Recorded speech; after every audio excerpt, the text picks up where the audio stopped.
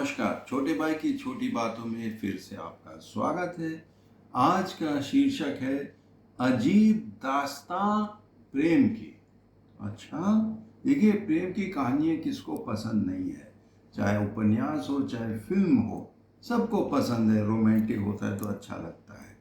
लेकिन अंग्रेजी में एक कहावत है, truth is stranger then fiction, अर्थात कल्पना से भी विचित्र है सत्य। और हम आपको सत्य प्रेम की कथाएं आज सुनाएंगे।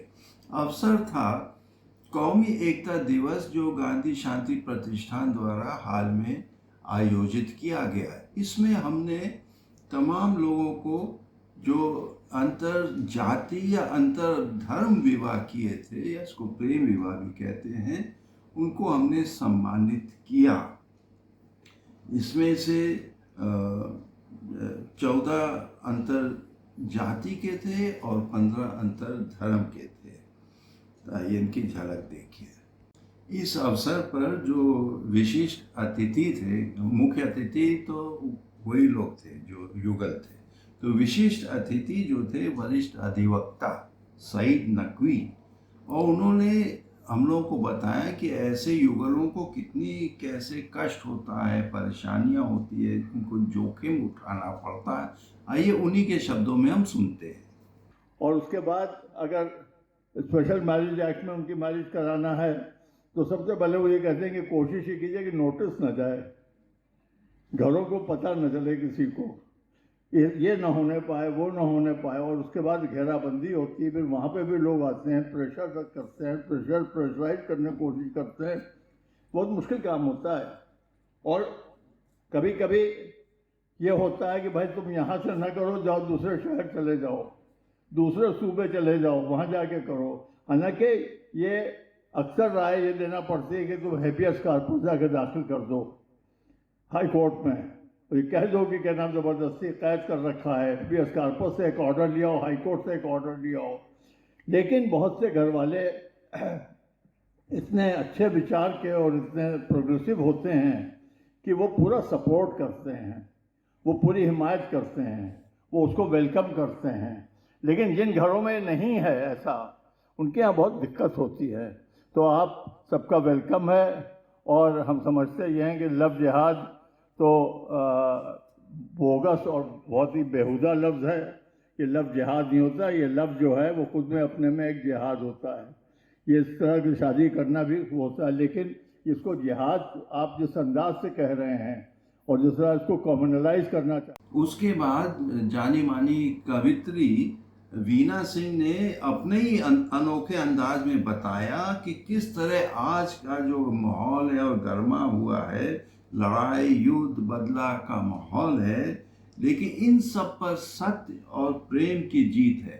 आइए हम उनकी कविता सुनते हैं। आलम हो ऐसा कि नदियां जहर बन जाएं, हवाओं में गूंजने लगे शोर संगीनों का, शाख पर खड़खड़ाते पत्तों से सुनाई दे जंग की दस्तक। सुन रहे होंगे आप लोग, जंग की दस्तक। जंग कभी खुशहाली लेकर नहीं आती है, सिर्फ बर्बादी लेकर आती है। और वो जंग की दस्तक हम सुन रहे हैं, उसकी आहट हमारे कानों तक आ रही है। कहते हैं कि कोयल की कूक भी लगने लगे रुदन, और जिंदगी के रंग सभी हो गए हैं लाल, खून ही खून बिखरा हुआ है। लाल के बिना देखो माए हुई बेहाल। हिंदू हो, मुस्लिम हो, सिख हो, ईसाई हो, माँ तो माँ होती है। किसी भी माँ का बच्चा खोए, उसके लिए यह अत्यंत दुखद होता है अपने सामने अपने बेटे को खो देना। तुझे ताकत पे गुमा है, तुझे ताकत पे गुमा है तो ये भूल है तेरी, मिटा सकती नहीं मोहब्बत के निशान, ये जहर सी नफरत तेरी। बुराई जीत भी जाए अगर पल भर को यहां, बुराई जीत भी जाए अगर पल भर को यहां, परचम प्यार का लहराता रहा सदियों से जहां। ना कोई दुश्मन मिटा पाया है प्यार के अमिट निशान। ऐ नफरतों के सौदागरों संभल जाओ तुम जरा, ऐ नफरतों के सौदागरों तुम संभल जाओ जरा, जमी संग आसमां गाएगा प्यार मिल के प्यार के गीत यहाँ। ना कोई हिंदू है ना कोई मुसलमान है, ना सिख है ईसाई है यहाँ। वहां नहीं ढूंढे मिलेगा फिर तेरा नामो निशा यहाँ। ए नफरतों के सौदागरों, नहीं ढूंढे मिलेगा तेरा नामो निशा यहाँ, नहीं ढूंढे मिलेगा तेरा नामो निशा यहाँ। क्योंकि उस दिन का जो कार्यक्रम था उसका संयोजक हम स्वयं थे, और मैंने उस दिन का जो प्रस्तावना था हमने सबको बताया। तो आइए जो मैंने उस समय बताया उसी को हम लोग सुनते हैं। और इस बीच में जब संदीप पांडे जो मैग्सेसे अवॉर्डी हैं, आप लोग जानते हैं, आईआईटी के प्रोफेसर थे, उन्होंने प्रोफेसरी सब कुछ त्याग दिया समाज सेवा करने के लिए। और वो वैसे तो लखनऊ में तैनात हैं, और वहाँ डॉक्टर रूपरेखा वर्मा जी भी थी जो former vice chancellor Lucknow university, वे भी थी। तो उनके नेतृत्व में हम लोगों ने इस कार्यक्रम में भाग लिया। हम लोग 5 लोग यहाँ से गए थे, प्रताप भी थे, फारूक भाई भी थे, 2 और लोग थे। तो हम लोग ने तभी तय कर लिया कि हम लोग इस कार्यक्रम को यहाँ करेंगे। और अभी रीना आपने जिक्र किया गणेश शंकर विद्यार्थी जी का, एक्चुअली प्रोग्राम होना था 25 मार्च को, उनके शहादत दिवस पे, लेकिन फिर बाद में ये दिमाग में आया कि शहादत और इस तरह का कार्यक्रम थोड़ा मेल नहीं था, तो हम लोगों ने डेट आगे बढ़ा दिया। 22 अप्रैल हो गया, 24 अप्रैल हो गया, फिर प्रधानमंत्री आने को हो गया, फिर हम लोग ने 26 अप्रैल कर दिया। फिर पता चला हमारे सन पापा भी नहीं रहे, आज उनका यात्रा भी है, लेकिन मैंने कहा हम उसको स्थगित नहीं करेंगे, जो आज होना है हम लोग करेंगे। और किसी ने जिक्र किया कि हमने कैसे ढूंढा आप लोगों को, तो मैंने शिवा को एक दिन कहा मैं एक खोजी कुत्ते की मैंने खोजी कुत्ते के तरह सूंघ सूंघ के ढूंढा कि प्यार मोहब्बत कहाँ है। सूंघ सूंघ के मैंने ढूंढा वो लोग कौन है जो मोहब्बती है। आज हमारे बीच में ये फूल खिले हैं, कई लोग नहीं आ पाए, कई लोग हाफ आए हैं क्योंकि आपके हस्बैंड या वाइफ एक जन कोई नहीं है, कुछ लोग बीमार हैं नहीं आ पाए। लेकिन मैंने करीब 34 युगलों को चिन्हित किया, जिसमें से 29 ने आज आने को कहा। और आपके लिए एक सुंदर छोटा सा कार्यक्रम है। कार्यक्रम के अनुसार मंच के सामने कई स्लोगन पटे हुए थे, जैसे ईश्वर प्रेम है और प्रेम ही जीवन है, और लव जहाद नहीं लव संवाद सही। देखिए उसकी झलक। मैं खान फारूक साहब से गुजारिश करूंगा कि आपका नाम था कि आज की इस प्रोग्राम को आप चलाएंगे, और बहुत आसान सा तरीका आपके लिए, सब कुछ लिखा पढ़ी में है। आइए। इस शुभ अवसर पर कई युगलों ने अपने अपने बयान और उसमें अपना दर्द व्यक्त किए। किसी को मारा पीटा गया, किसी को घर से निकाल दिया गया था, और ये अपने बयान में देते उस समय उनका वरमाला जयमाल तक नहीं हुआ था, जो आज पूरा हो पाया। और ये अपने आप में एक अनोखा अनुभव सबके लिए रहा। तो इन सब के बयानों से हमको ये संदेश मिलता है कि जितनी भी कठिनाई हो, अंत में प्रेम का ही जीत है। आइए उन्हीं के शब्दों में हम उनके प्रेम कहानियाँ सुनते हैं। मैं जो शेर अर्ज करूँगा अपनी पत्नी को मुखातिब करके कि जुल्फे न रुख से आप हटाएं तमाम रात,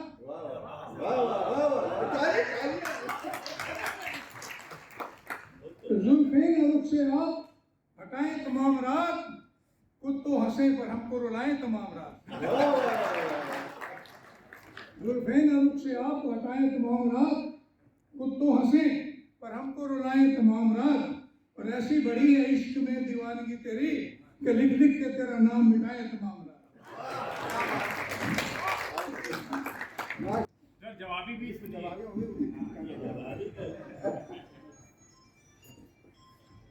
कि खुशबू कहाँ ताजी दिल में इतनी, ये तो तुम्हारे प्यार से महका हुआ है, ये जो तेरे प्यार का नशा है जो मेरे जहन में बहका। बता दूं कि मनोज ने शादी से पहले एक संकल्प लिया कि मैं निसंतान रहूंगा ताकि मैं समाज सेवा करूं, और इस कारण उनको अपने समाज में कोई ऐसे व्यक्ति नहीं मिला जिनको ये शर्त मंजूर था। बहुत बहुत मुबारक, दो शब्द।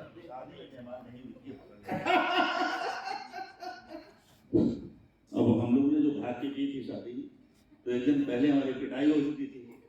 अब तक जब पूरब की हवा चलती है तो सब तरफ पिटाई होती है। रात को 1 बजे उठा के पिताजी ने कुछ कहा नहीं, बस पीटना शुरू कर दिया। तो 2 मिनट तो लगे समझने में कि बात क्या है। फिर जब समझ में आया तो हम भागे वहां से। फिर इनको लेके हम चले गए, ऑटो किया अपना। वो पंडित जी बहरे थे जो शादी करा रहे थे आज समाज में। अब वो उन्होंने 7 मंत्र पढ़ दिए, हम 3 ही फेरे ले पाए। जयमाल मैंने कुछ हुई नहीं। तो आज बहुत खुशी की बात है कि आज आपने हमारी जयमाल करा दी है। हमको दे रहे हैं फोटो हमारा।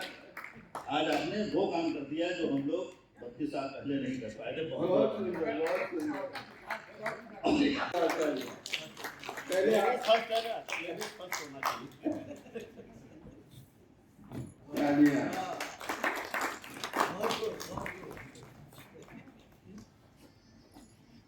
Very nice, beautiful beautiful.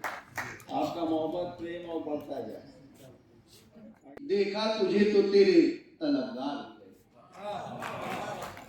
हम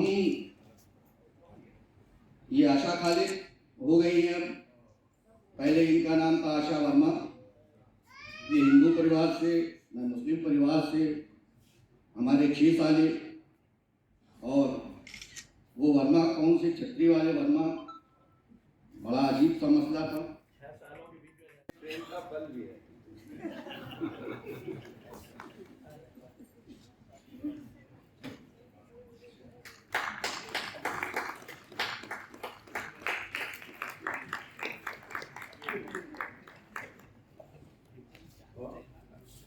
अभी जो आए हैं, थोड़ा देर से आए हैं, मिस्टर पंकज तिवारी एंड अनुज गौतम अंतर्जातीय, प्लीज। अंत में मैं नकवी साहब के कुछ शब्दों को दोहराऊंगा कि आज के काल में, आधुनिक काल में शादी करना ही अपने आप में एक जिहाद, मतलब एक संघर्ष है, एक कठिन दौरा है जिसमें से लोगों को गुजरना पड़ता है। तो ऐसे परिस्थितियों में हम किसी को डाउन ना करें, किसी की आलोचना ना करें, बल्कि ऐसे लोगों की हम उनके ढाढ़स बांधें, उनका हौसला बढ़ाएं और हम कहें कि हम कंधे से कंधे आपके साथ हैं। आपने एक नेक काम किए हैं और वाकई में आप हम लोगों के लिए आदर्श भी हैं और राष्ट्रीय एकीकरण के प्रतीक है। इस वीडियो को देखने सुनने के लिए बहुत बहुत धन्यवाद। आशा करता हूँ आप इसको लाइक करेंगे, सब्सक्राइब करेंगे, शेयर और कमेंट करेंगे। धन्यवाद। जय हिंद।